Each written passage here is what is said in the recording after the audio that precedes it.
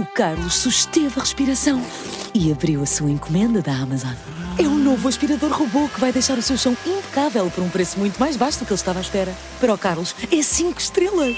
Desde aspiradores robô a eletrodomésticos para a cozinha e muito mais. Encontre os produtos com as melhores opiniões a preços que vai adorar hoje mesmo na Amazon.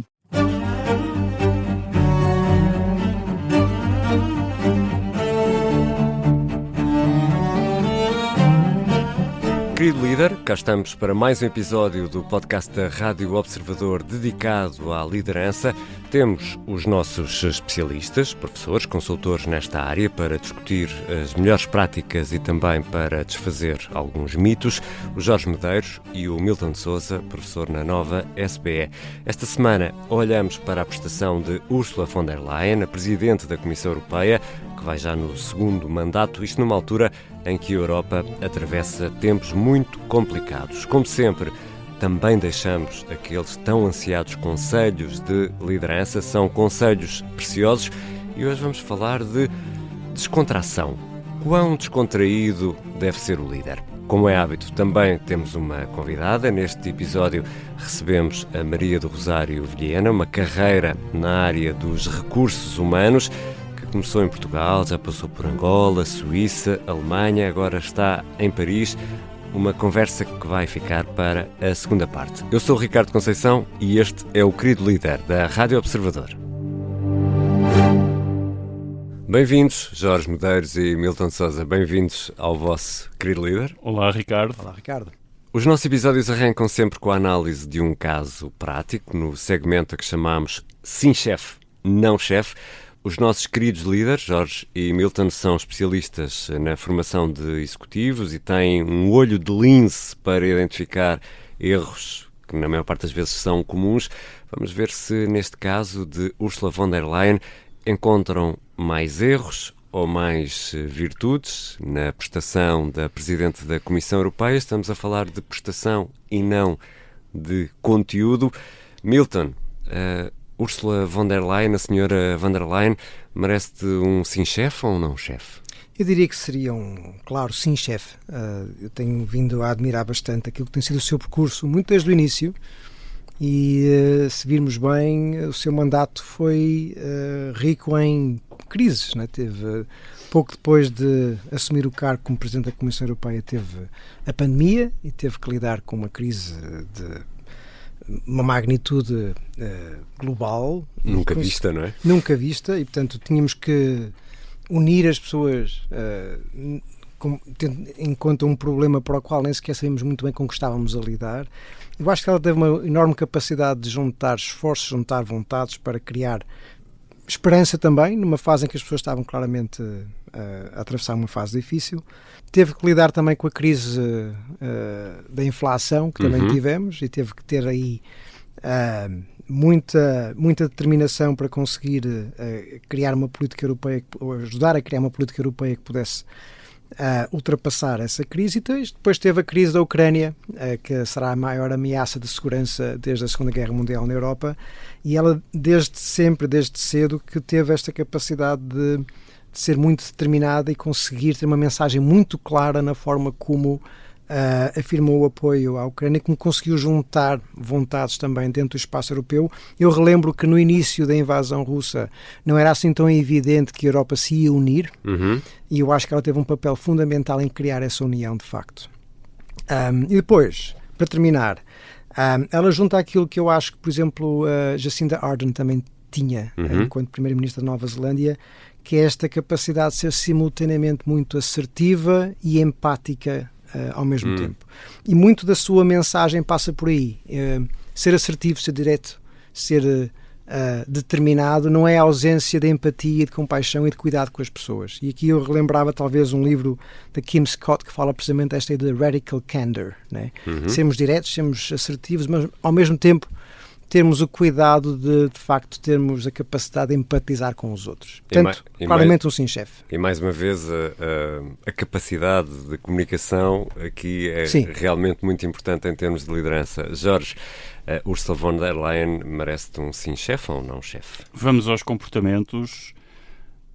Há outro episódio particularmente importante na guerra da Ucrânia foi a mobilização que a Ursula von der Leyen começou a fazer mesmo antes da invasão formal e, portanto, vale a pena olhar para isto em duas perspectivas. A primeira perspectiva é que a eleição da Ursula von der Leyen não é um voto direto. Não é um voto direto. E às vezes as pessoas pensam, não é um voto direto, logo não tem tanto valor. Cuidado, porque também significa, este é o reverso da medalha, que é reconhecida pelos outros líderes como uma pessoa com capacidades e que tem demonstrado, o Milton falou muito bem, deu alguns exemplos muito bons, e portanto acho que há aqui, lembro também o episódio com o Erdogan, aquele famigerado, famoso... O Sofagate. O Sofagate. E acho que é mais uma instância em que a Ursula von der Leyen conseguiu, em tempo real, e este é um ponto importante, em tempo real, gerir a situação com muita nobreza e pensando num foco maior. Não estamos na cabeça dela, mas acho que pelo menos o comportamento ficou patente. Finalmente, acho que quis trazer para aqui uma palavra, e a Ursula von der Leyen lembrou-me desta palavra, que é equanimidade. E esta capacidade de manter a serenidade, de congregar consensos e de ter um foco maior no longo prazo. E, portanto, acho que também casa com o tema da descontração, no sentido de há coisas que têm prazos de maturidade maiores do que aqueles que gostaríamos e um bom líder deve reconhecer essa capacidade de digerir e ou está a jogar o jogo do curto prazo ou está a jogar o jogo do longo prazo. Ou seja, Milton e Jorge, a senhora Ursula von der Leyen é uma alemã e notamos que é uma alemã na forma como age, mas apesar de tudo consegue transmitir alguma empatia, isso tem ali Sim, e talvez isso até possa ajudar a explicar um pouco porque é que consegue ter um certo consenso a nível europeu em termos daquilo que tem sido o seu desempenho, consegue trazer o melhor que a imagem que temos da liderança a partir da matriz alemã, a disciplina, rigor, assertividade e ao mesmo tempo o cuidado com as pessoas e a empatia e compaixão.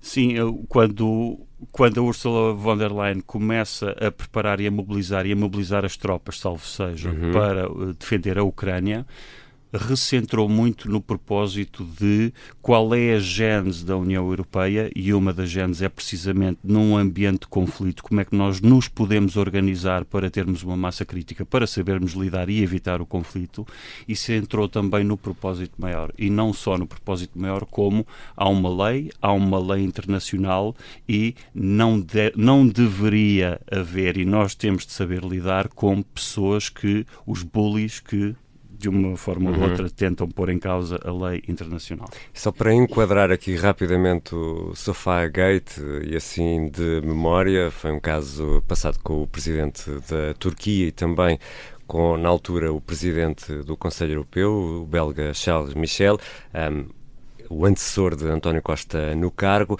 Na altura, numa reunião na Turquia, tanto o Sr. Erdogan como o Sr. Charles Michel sentaram-se e Ursula von der Leyen ficou de pé. Sim. Teria de sentar à margem dos dois, ficaram os dois juntos e ela teria de ficar numa outra cadeira. Ela, sim, que é a Presidente da Comissão Europeia. E se me permites, eu acho que, por mim, esse episódio veio amplificar ainda mais o papel que ela teve, muito importante, de desmistificar uma certa imagem do que é a liderança e dar de facto um espaço para que mais mulheres possam assumir estes papéis de alto relevo e que é possível de facto conciliar coragem, determinação e um cuidado com as pessoas.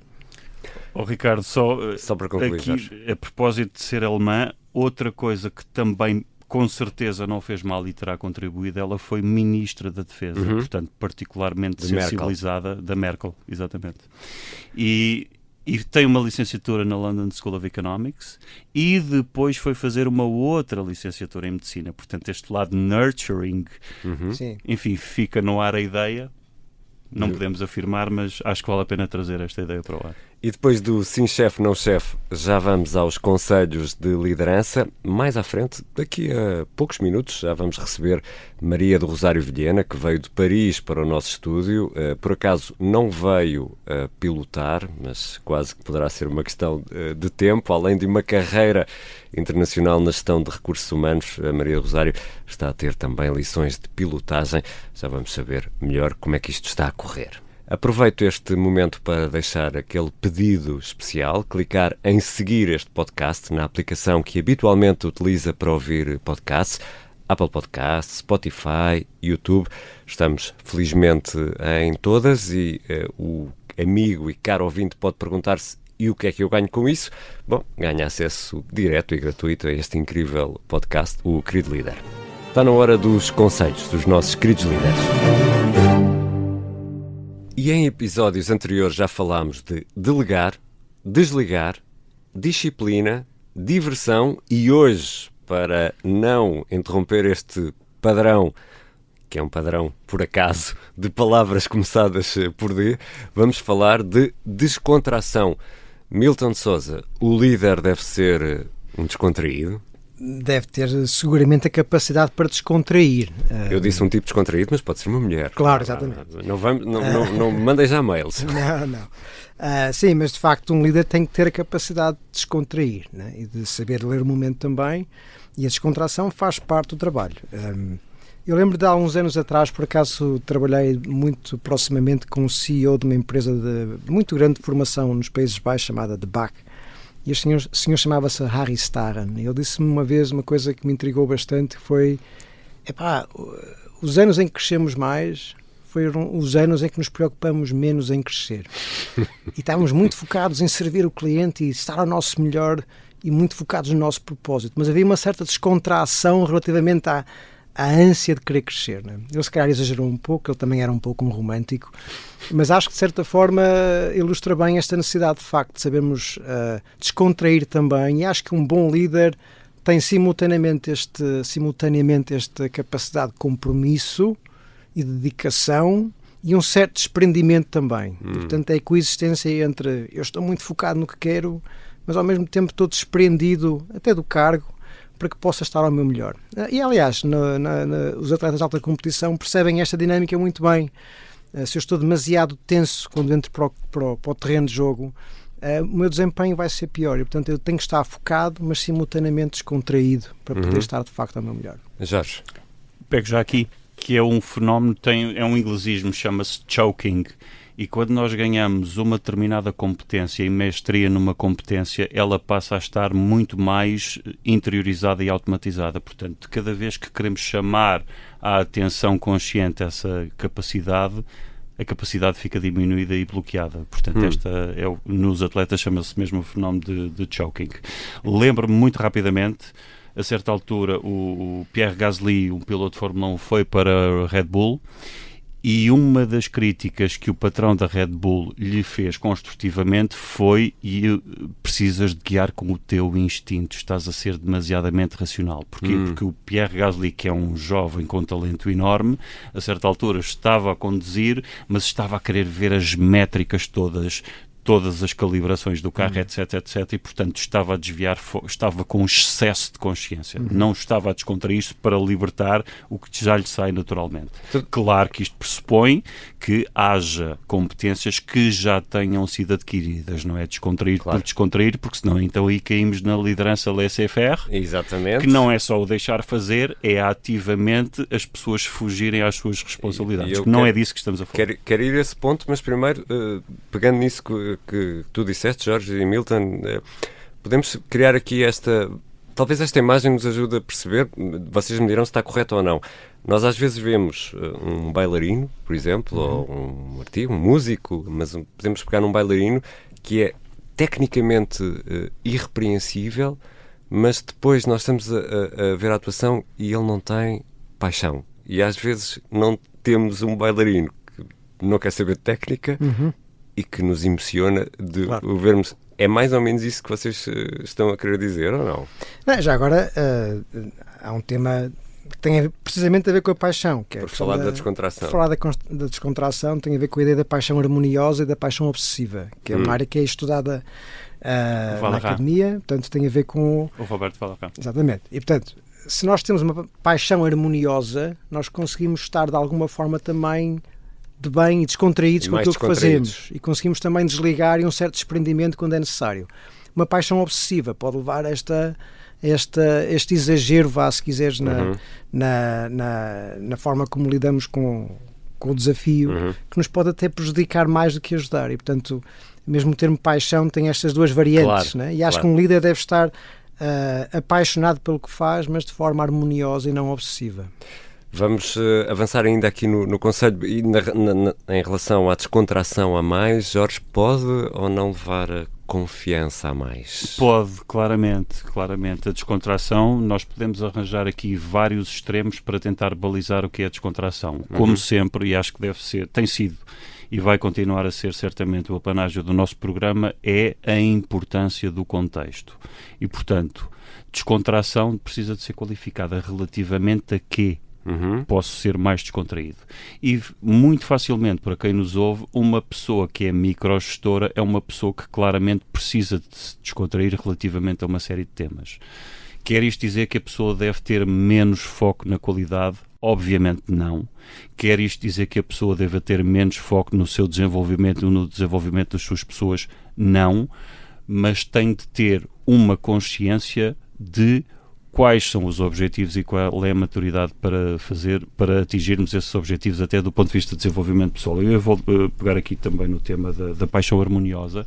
Do ponto de vista de desenvolvimento de competência, há aqui um equilíbrio, um trade-off.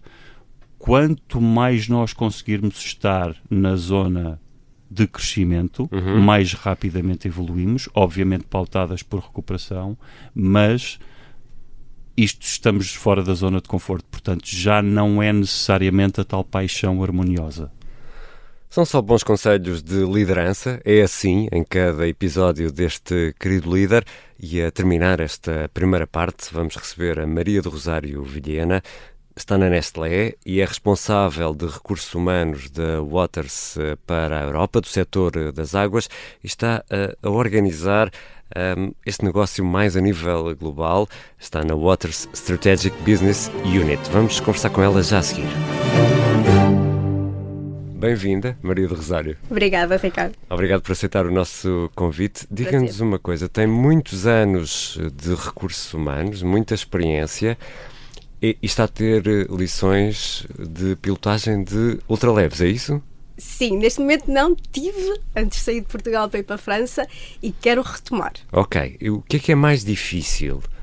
É aterrar uma máquina voadora com vento ou aturar pessoas? Aterrar uma máquina voadora com vento. É mais difícil do que aturar pessoas? Porque se quer que lhe diga, eu neste momento, indo um bocadinho ao tema, eu acho que já aturo pessoas com alguma descontração. E quando vou aterrar uma máquina voadora, com ou sem vento, nunca estou descontraída. Nunca estou descontraída. E a conversa com a Maria do Rosário Vilhena vai ser publicada na próxima quinta-feira. Esta primeira parte do Querido Líder fica por aqui. Vamos regressar na quinta-feira, pela fresca, às 6 da manhã. O episódio já está disponível e fica aqui um aperitivo para a conversa. E eu tenho uma pessoa que é provavelmente a pessoa em quem eu mais confio naquele projeto, em que eu faço um comentário tão simples como: então, mas isto não foi feito porquê? E ela desata-me a chorar na reunião. E eu aí percebi: isto correu muito mal. O que é que tu fizeste?